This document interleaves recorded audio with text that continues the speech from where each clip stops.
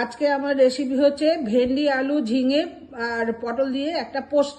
তার জন্য আমি নিয়েছি হচ্ছে শুকনো লঙ্কা, কালো জিরে ফোড়নে দেবো, নুন নিয়েছি, তেল নিয়েছি, পেঁয়াজগুলো দেখো কেমন করে কেটেছি, এরকম করেই কাটবে। নিয়েছি পোস্তটা আমি বেটে নেবো, আর নিয়েছি একটু মিষ্টি।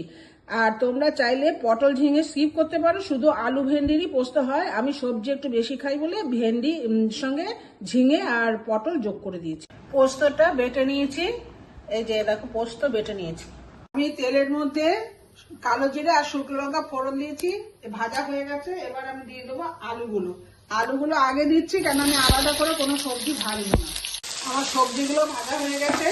এবার আমি দিয়ে দেবো এর মধ্যে পোস্তটা সবটাই দিয়ে দেবো।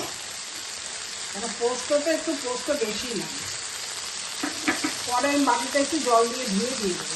পোস্তটা অলমোস্ট হয়ে এসেছে, ভেন্ডি আলু পোস্ত। এবার আমি একটু এর মধ্যে মিষ্টি দিয়ে দিলাম।